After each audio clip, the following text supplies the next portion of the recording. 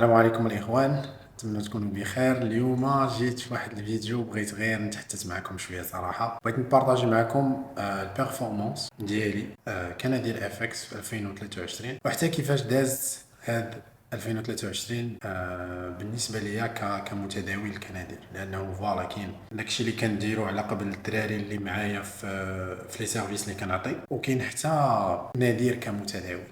انا كيفاش كنماناجي لي تريد اللي كناخذهم بيرسونيلمون بعيد على لي سيرفيس اللي كنعطي. كاع هادشي 2023 كانت بدات ترونكيل. كنت خديت القرار انني ندخل لمواقع التواصل الاجتماعي في مارس بديت كنلوح لي ريل، بديت كنتعرف شويه في التليجرام بسبب لي سينيو اللي كنت كنعطي. والطريقه باش كنت كنعطي لي سينيو انني كنريسكي 10 بيبس ستوب لوس، وكنخدم على بير وحده اللي هي جي بي واي.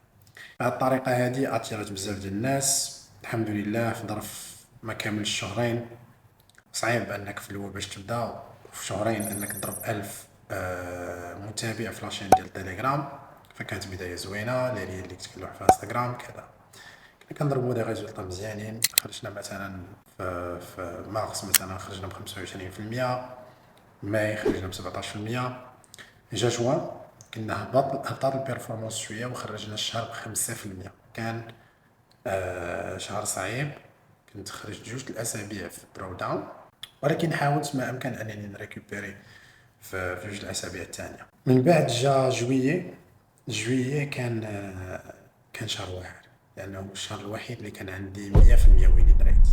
ما خسرت حتى صفقه، خديت 9 ديال الصفقات وما خسرت حتى صفقه فيهم. جا شهر 8 حتى هو خديت فيه تقريبا شي 11 صفقه، خديت فيهم جوج بريك ايفن وخسرت وحده وربحت اللي بقى. فكانوا هاد الشهرين هادو كانوا شهور زوينين من ناحيه الوينين ريت. من بعد البيرفورمانس بدات كتنزل. شهر 9 شهر 10 ساليتو بلاقيس 5، اول شهر الوحيد اللي ساليتو في الدراوده. شهر 11 درت 16%. شهر 12 والاخراني ما تريديناش بزاف، خديت 7%، لانه تريديت غير جوج سيمانات وجوج سيمانات خديتهم اوف.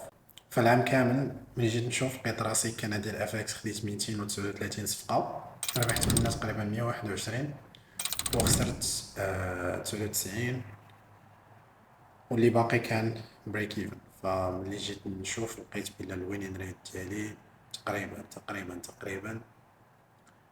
كان 49% او 48%، لانه الا حسبنا البريك ايفن مع الخسارات وهذا تقريبا نفس الحاجه. الوغ الريسك تو ريورد كان تقريبا 1.3، وخرجت بوزيتيف في العام زائد 152%. 152% وما عمرو تحرق ليا شي كونط في 2023. حتى الدراري اللي كانوا معايا في لي سيرفيس ديالي حتى واحد ما تحرق لهم شي كونط. علاش؟ لانه اكبر عدد ديال الدرو داون كنا وصلنا ليه هو 6 ديال لي تريد خاسرين متابعين، وهادشي كان في شهرين.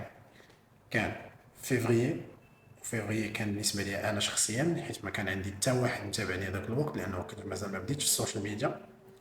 وكان في شهر 10 اللي هو خسرنا فيه 5% في التوتال. هذاك الشهر كنت خديت 6 ديال الخسارات متابعين. يعني ما عدا ذلك، لانه الطريقه اللي كنتبع ديال الريسك تو ريورد ناجحه وستريكت، فما عدا ذلك ما عمرني وصلت للدرو داون مثلا ديال 8% او ديال 10%. نسبه الناس اللي عندهم درو داون في 8% حتى هما حتى واحد فيهم ما وصل اذا كان متبع معايا وكيريسكي غير 1% في كل تريد. الوغ ملي جيت نشوف لقيت راسي بلا مثلا فرضا الا كان شي واحد بدا معايا من الاول 152%، الا بدا معايا من الاول خدا معايا جميع الصفقات، مع العلم انه ديما تنحطو شويه ديال الكونسيدراسيون السبريد، فوالا انك تدخل مع الطلب بعض المرات كذا كذا. ف 152% غادي نقص منها سيدي 20% كامله ديال باش دوز الفاز الاولى باش دوز الفاز الثانيه، لانه ضروري تزيد واحد 5% ديال السبريد والكوميشنز. حيد منها سيدي 20% ديال الباي اوت ديال الاف تي ام، فغادا تبقى لك تقريبا واحد 110%. 110% الا تبعتي غير لي سينيو اللي كانوا معايا كنتي غادي تكون مدخل 110% ديال اي كونت كان عندك.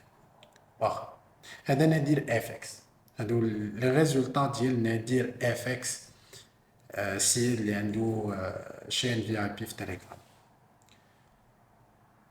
الا جينا نشوفو انا شخصيا شحال خرجت من هادشي باش نكون واقعي وشفاف. الحمد لله ما تحرق لي حتى كونت. كان عندي واحد بديت بيه من فيفريي وهو عندي ليومنا هذا ماكسيموم ديال الدراو داون اللي وصلت فيه في هذاك الكونت كان ناقص 7، وكانت في جوان ناقص 7% في جوان، كانت عندي ناقص 4% في سبتمبر، لانه وصلت لواحد المرحله في سبتمبر انا ما بقيتش بغيت نتريدي لانه عرفت ان النفسيه ديالي ضعيفه. بقيت كنتريدي مع الدراري لانه سيت ان سيرفيس انا كنت كنتخلص عليه. هذا موضوع اخر. ففي هذا العام كامل لقيت راسي خرجت 61% من ديك 110% اللي كان نورمالمون خصني نخرج. الا حيدنا 20% باش تفوندا، حيدنا 20% ديال الاف تي ام او، بقات 110، انا يلا مخرج منها 61%. فهذا علاش مزيان الاخوان تكون عندكم شي حاجه سميتها الداتا. الداتا غادي تعاونك تشوف البيرفورمانس ديالك كيفاش دايره، شنو هما نقاط القوه، شنو هي نقاط الضعف. هادشي كامل مهم بزاف يكون عند كل متداول في البدايات ديالو حتى يتمكن هادشي جورنال وتجمع الداتا راه مهمه بزاف حتى تتمكن من الدومين. ديك الساعه لو بقيتي باغي دير الجورنال حياتك هذيك. اما راه ما يمكنش شي شركه ناجحه في العالم ما عندهاش واحد الكارني اللي كيقيدوا فيه كاع لي ترانزاكسيون اللي كيدير. ف 61% لقيت راسي بلا عندي مشكل فاش في ليكزيكيوشن، انه بعض المرات كنخرج قبل الوقت، او بعض المرات ما كناخذش التريد كاع، او بعض المرات كندير بريك ايفن وانا ما كانش نورمالمون خصني ندير بريك ايفن، فكيرجع البري كيخرجني في بريك ايفن وكيطلع. بعض المرات كندخل معطل وملي كنخسر كنصدق خاسر اكثر من 1%. بعض المرات كندخل معطل وملي كنصدق رابح كنكون في العوض ما رابح 3% كنربح غير 2%، وفي العوض ما ربح 2% كنربح غير 1.5. اما انه كاين سبريد، كاين الكوميسيون، كاين بزاف د الحوايج اللي صراحه تيلعبوا ضدك. فالاستنتاج اللي بغيت نستنتج من هذا الشيء كامل لراسي وليكم الاخوان هو انه مزيان الواحد يكون روبو واحد شويه. وهذا الشيء هذا هو شعاري في السنه الجايه شعاري انني نكون روبو تي بي او ستوبوس. الا خسرت غنخسر 1%، الا ربحت غادي نربح 3%. وهذا الفيديو غادي نرجع وغنعاود نتفرج فيه كل مره بديت كنخرج على البلان ديالي. هذا الفيديو درتو ليا ودرتو حتى ليكم، وغادي نرجع ليه كل مره بديت تنلقى راسي كنخرج قبل من الوقت، بديت كنلقى راسي كنخاف او كنازيدي او سي فري كو كنخرج فلوس من التريدينغ، ولكن راه انا عندي مشاعر بحالي بحالك. شي متداول ناجح تيخاف ملي تيبغي يدخل في التريد، اي هو كيتغلب على الخوف ديالو. علاش؟ لانه ديجا باني واحد الداتا اللي تيتبازا عليها قبل ما كيدخل، فكتكون عنده واحد الثقه في النفس، واحد المانجمنت احسن من الناس العاديه. يعني الهدف ديالي هو انني هاد الارقام اللي ذكرت لكم دابا غادي ندير احسن منها ان شاء الله العام الجاي. وهذيك 61% خصني ندير احسن من العام الجاي. خصني العام الجاي يكون عندي مارجن ديال 20%. يعني الفرق ديال ليكزيكسيون مع التحليل يكون في 20%. باغي نخليه في 20% لانه دابا المارجن ديالي راه كانت في 50%، فغادي نقصها نهبط على 20%. ملي تحط الاهداف ديالك حطهم بطريقه اللي هي لوجيك، الطريقه اللي عارف راسك غادي تقدر تنجح فيها.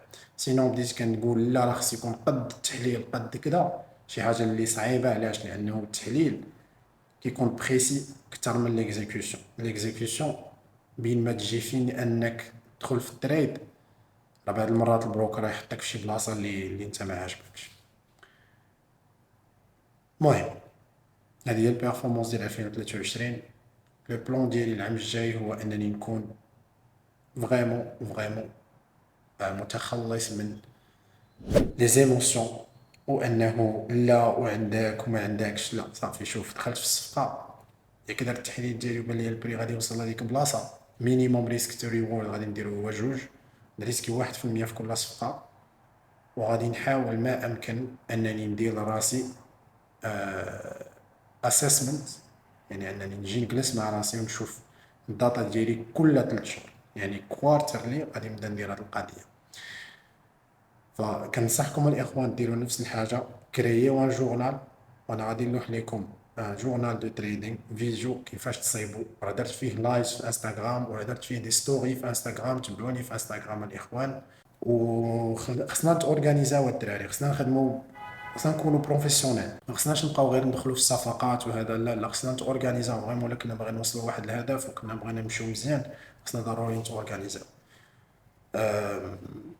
بالنسبه لي هادشي اللي كاين، وهاد الفيديو هذا حاولت ما امكن انني ندوي معاكم ونبارطاجي معاكم داكشي اللي درتو انا كمتداول، كصانع محتوى، وحتى كانسان كشخص، كيفاش كنحاول ما امكن انني نورغانيزي راسي باش نكون واحد التريدر اللي هو ناجح. لانه بالنسبه لي انا التريدينغ هو الدخل الوحيد عندي في حياتي دابا، فخصني ما امكن انني نكون انسان اللي هو بروفيسيونيل باش تزيد البيرفورمانس. ومادام غادا تزيد البيرفورمانس تقادر الفلوس غادا تدخل، وهذا هو اصلا الهدف من هادشي كاع، هو ان الانسان غادي يدخل فلوس من التداول.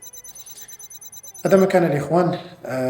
نتمنى تكونوا فهمتوا النقطه اللي بغيت نوصل لكم من هذا الفيديو هذا. بحال ديروني بحال مونولوج، ولا بحال بودكاست راسي، دويت معكم، بارطاجيت معكم. غادي نحاول ما امكن اني نبدا ندير بحال هاد الحوايج على دي، على قلتي مواضيع اللي كيبغيوها الناس، بحال الريسك مانجمنت، بحال النفسيه، بحال كيفاش نتورغانيزا كتريدر، كيفاش نشوف في التشارت شنو هما الحوايج اللي خصني نتجنبهم، شنو هما الحوايج اللي خصني نديرهم.